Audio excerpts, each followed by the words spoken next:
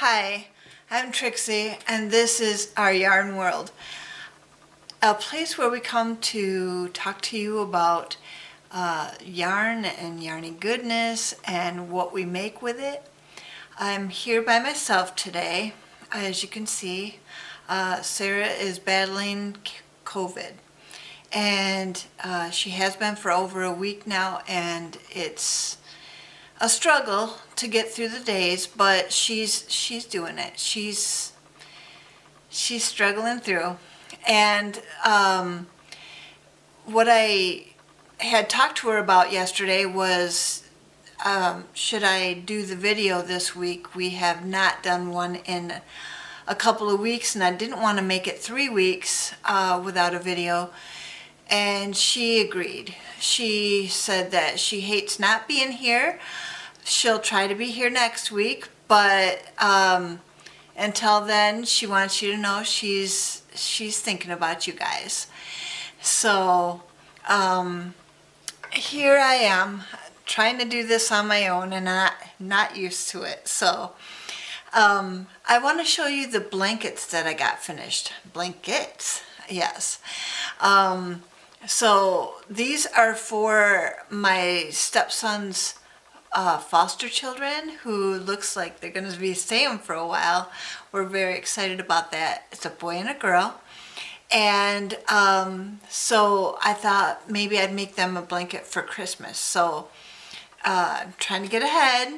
Well, you know, you got to do those things while you can, because making things takes time. So I wanted to show you the girl blanket first, since you've already seen part of it before.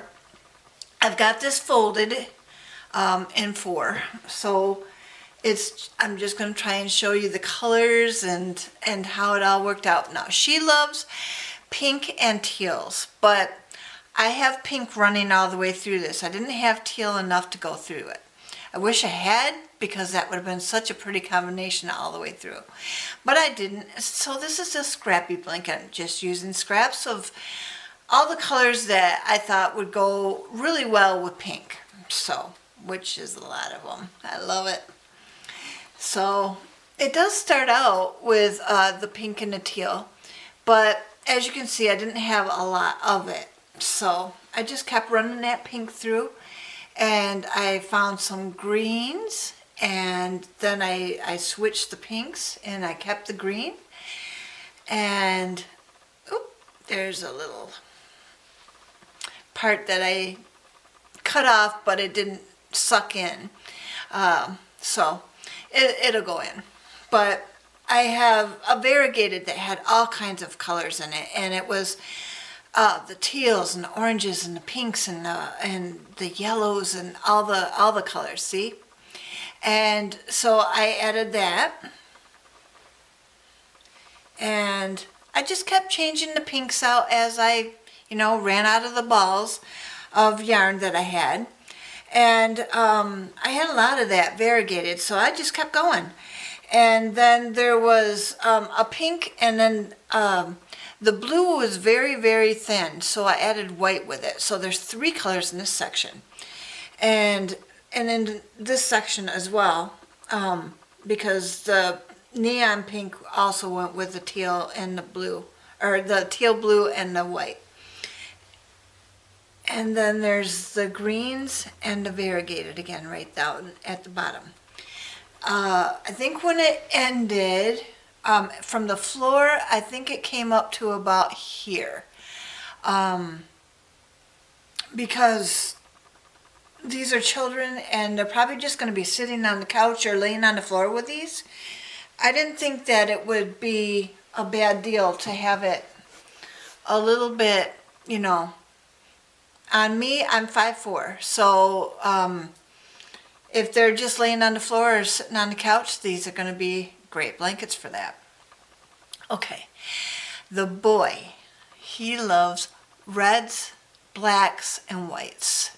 So I decided reds would go all the way through this one, but it's I have white, gray, and black.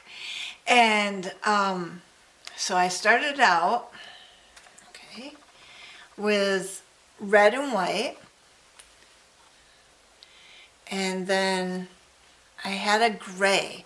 Now the gray was an ombre, so it kept changing colors all the way through, and it was gorgeous with these colors.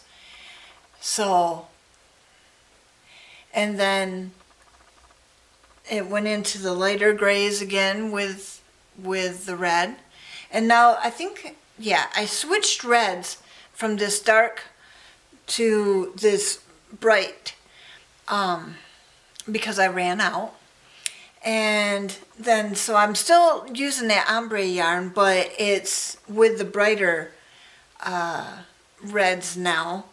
And then we get down into the section where I finally got into the black. And again, I think it comes up to here from the floor. And so I've got their Christmas started. And they don't know they're coming.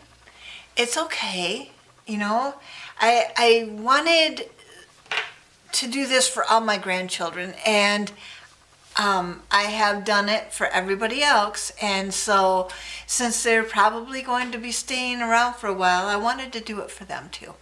And it's so fun, you know. You get to make these things for other people, and you get to do it in their colors and their aesthetic, and know that when they get them, they're gonna love them because it's for them. It's their colors. It's, you know, all about their likes and their comfort, and, you know, make it a comfy, cozy, you know, movie night kind of thing.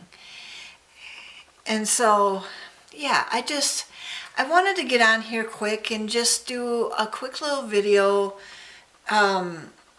showing you that I did get the blankets done. Now, to go back, when we last made a video, I was doing prep for a colonoscopy. That led to having to do an upper scope the following week, and now they tell me that I may have to go to U of M and get a camera, a pill camera, swallow a pill camera that will go all the way through my system. I'm not sure what they're exactly trying to find. I know that they said that I have some inflammation, that I do have some ulcers in my intestines. My son went through ulcerative colitis, so we've been through this process before with him. I just never thought it was going to be me. And so I am really praying that it's something easy to fix and not something that I'm going to be having to, you know, follow my son's footsteps in. We've already done that. It's family history, and I really don't want to do that. So those of you who know me, please pray, because we all know what Josh went through, and I'm going through the same testing as he did. And they think that it's something that I have to continue to keep doing these tests for, and I just really don't want to go through all the experiences he did. It's in the past, let's keep it there. And as far as Sarah, you know, she took care of me. She drove me to the appointments. She got me through the things that had to be gone through. Well, she took me to the colonoscopy. My husband was off on vacation for that second week, and he took me to the upper scope. And that was right here in our own hometown. But when they were already talking on the colonoscopy, the first test, that I was probably going to have to go through the upper scope and the camera pill. And then on the second test, I've already gone through now the upper scope. Now they're talking about the third one too. And I'm just like, I really wish I knew what they were looking for. But Sarah took care of me. And so now that she's sick, I've been trying to take care of her. I have taken her Campbell's soup, even though she has no sense of smell or taste. But that's what she asked for. She wanted green grapes and a cucumber because she wants to keep her hydration going. She is coughing up a lot of green and yellow, and so she has been, she had gone to the med center and got an x-ray on her chest, and the doctor said that she needed to start on aggressive antibiotics because they didn't want it going into pneumonia. I don't want it going into pneumonia either. The kids are fine. Her husband is fine. He had an ear infection and a sinus infection, but it was not COVID. And the kids are still in school. So they have no signs of anything. So it's very, I don't know why she ended up getting it. But it was aggressive from the very first second she had it. And so we just need prayer for her too. And if you would, just pray for both of our situations, that we could get past this and get on with our crochet and our crafty business, and that we could continue to make these videos, and that we could continue to show our creations and hear what you guys are making and do all the things, That's what we're here for. I have one, not scripture, a quote, and I picked it personally. You're going to see why. There's nothing like a good family when you're really up a tree. And that was said by Carolyn Hax, Hax. There's nothing like a good family when you're really up a tree. And I don't think I have to say any more. My family is a good one. I really think that we all take care of each other very well, and that we will get through these complicated times, and that we will just continue on. And that was my words of the year. Just keep going. And that's what I've planned to do. So, well, I think that's all for now. Told you it'd be a little bit shorter. And just if you think about it in your during your day or during this week, just pray for Sarah and I, and bring us up to the Lord. And we really appreciate it. Thanks so much. Bye, guys.